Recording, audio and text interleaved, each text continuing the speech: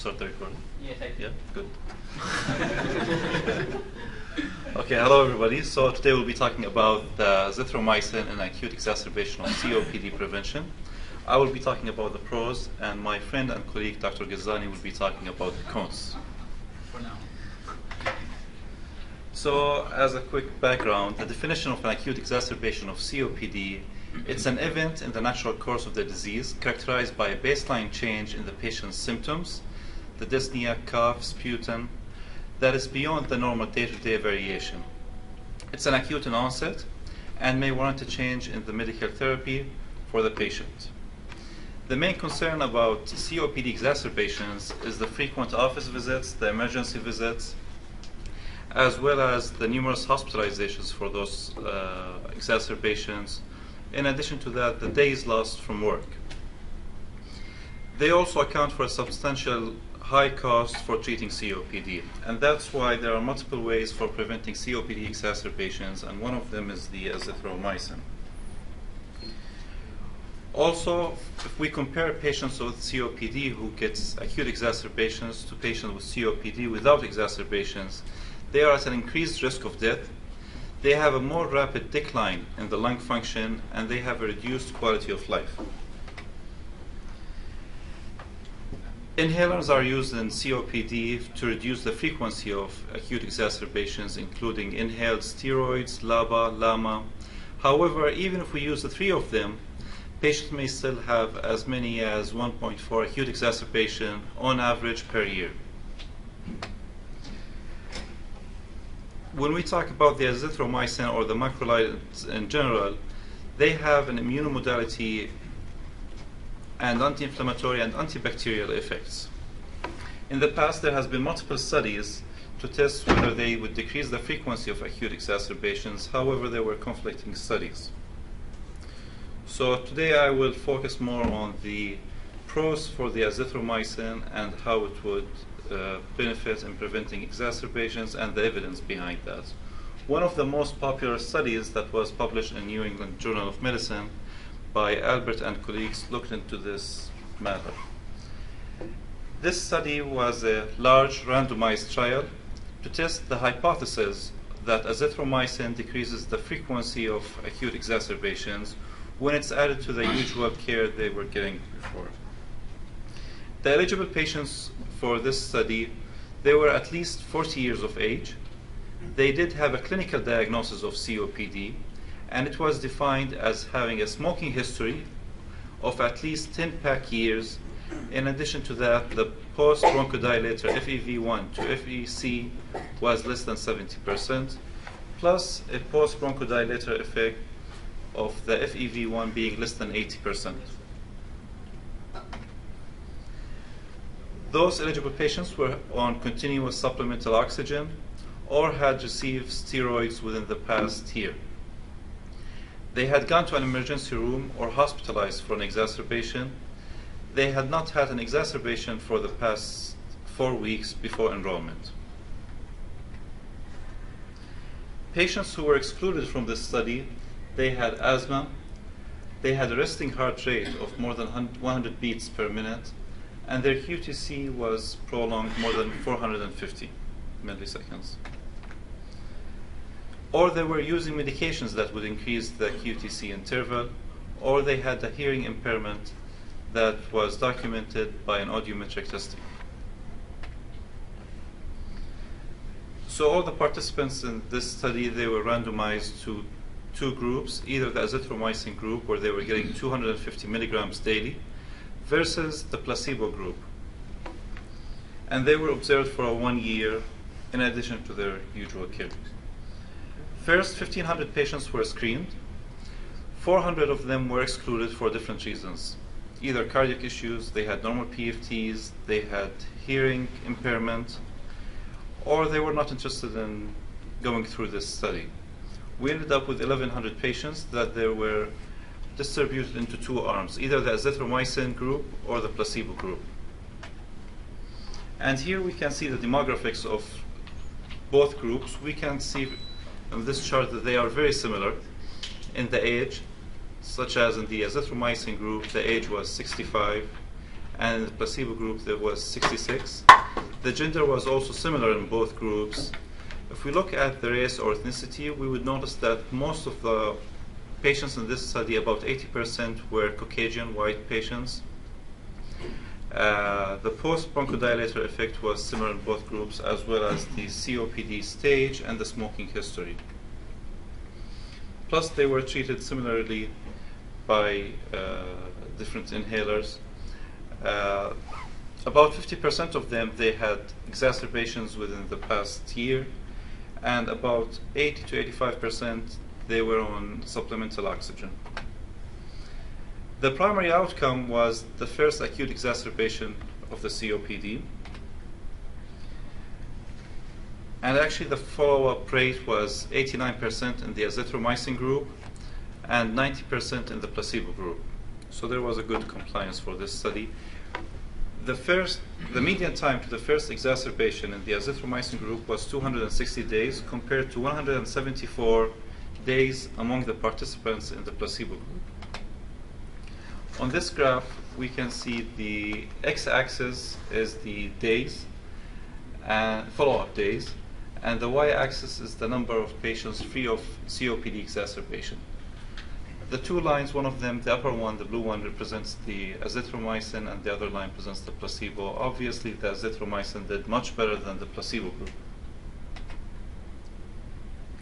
And this study showed that the frequency of exacerbations was 1.4 exacerbations per patient year in the azithromycin group as compared to 1.8 in the placebo group. Also, they looked at the St. George Respiratory Questionnaire, which gives an idea about the functional status of the patient. It was noticed that in the azithromycin group, they did much better than the placebo group. Also, in a different study that was published by C. Mangel and colleagues, where it looked at long-term erythromycin therapy that's associated with decreased exacerbations. This study was a single-center, randomized, double-blinded, placebo-controlled study of erythromycin that was given as 250 milligrams twice daily, and comparing to the placebo, and followed for 1 year. The primary outcome was the number of exacerbations that were treated with steroids, antibiotics, or that required hospitalizations. All subjects that were enrolled in this study, they had an influenza vaccine. They had a daily diary card for their respiratory symptoms, and patients were trained to report any exacerbations to the research team. Inclusion criteria was similar to the other study. They had COPD. Their FEV1 was between 30 to 70% with reversibility of less than 15% or 200 mLs when they get the beta-2 agonist inhaler. They all had smoking history. They were not on antibiotics at the time of enrollment, and they were free of exacerbation for the past 4 weeks. Patients that were excluded from this study, any patient who had a respiratory illness, including asthma, bronchiectasis, any other respiratory illness other than the COPD, or they had an unstable cardiac status, or they had an allergy for the macrolides. This study first, they screened 115 patients. However, for different reasons, they ended up with 2 groups. Each one had 44 and 46 patients, which are similar. And here we can see the demographics of both groups. Again, they are very similar, so it's a good study to compare the outcome of those patients. So this study showed that the acute exacerbations frequency, they had 206 exacerbations total. 125 of them were in the placebo group, which is more than the macrolide group that had 81 exacerbations. And it was shown that they were significantly decreased in the macrolide arm comparing to the placebo, as the ratio was 0.6 compared to the placebo group. One of the other outcomes that they looked into in this study was the duration of the exacerbation. In the placebo arm, the median time for each exacerbation was about 13 days, while in the macrolide arm was 9 days. So about 63% of exacerbations has ended by day 10 in the macrolide arm, comparing to 40% only ended in the same duration. Again, in this graph, we see the percentage of patients who used macrolide azithromycin in this study. We can see the dotted line, the upper line, where they had less exacerbations compared to the placebo group. In this study, the time to the first exacerbation was 271 days in the macrolide group, comparing to 89 days in the placebo group. And the p-value was 0.02, which is statistically significant. In another study that was done by Zi He, shows the effect of 6 months of erythromycin treatment on inflammatory cells in the induced sputum in exacerbation of COPD. The aim of this study was to assess the airway inflammation in both groups. It's a randomized, placebo-controlled, double-blinded trial of the erythromycin for a total of 6 months. 36 COPD patients were enrolled in this study.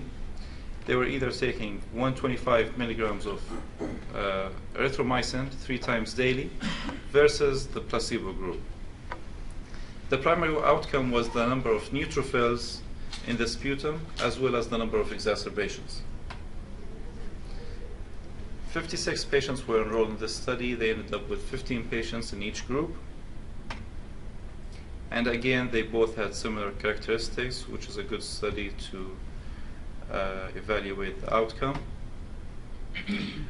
On this chart over here, we can see that we have both groups, the placebo and the erythromycin, and this shows the number of cells in the induced sputum at the baseline, and then 3 months, and then 6 months.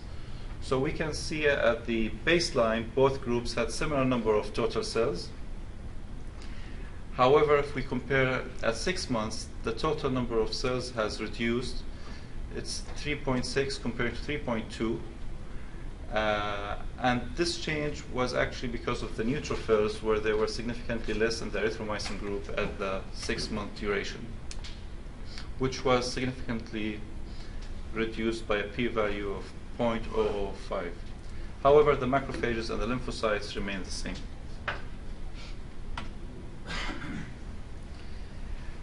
The other thing is the proportion of patients with at least one exacerbation was 78% in the placebo group and 50% in the erythromycin group. The time for the first exacerbation was 86 days in the placebo group compared to 155 days in the erythromycin group. And again, in this graph, we can tell that the erythromycin group did much better than the placebo group.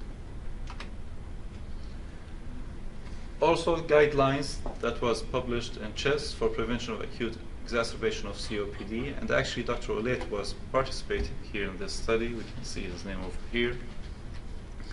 The recommendation is any patient with moderate to severe COPD who have a history of 1 or more exacerbations in the previous year, despite optimal maintenance on inhaler therapy, we suggest use of a long-term macrolide for prevention of acute COPD exacerbation.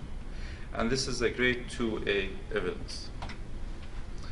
So the conclusion, given all the side effects and the consequences of acute COPD exacerbation for the death, the quality of life, the loss of the lung function, and the cost of care, adding azithromycin to those patients in addition to their usual care would be beneficial.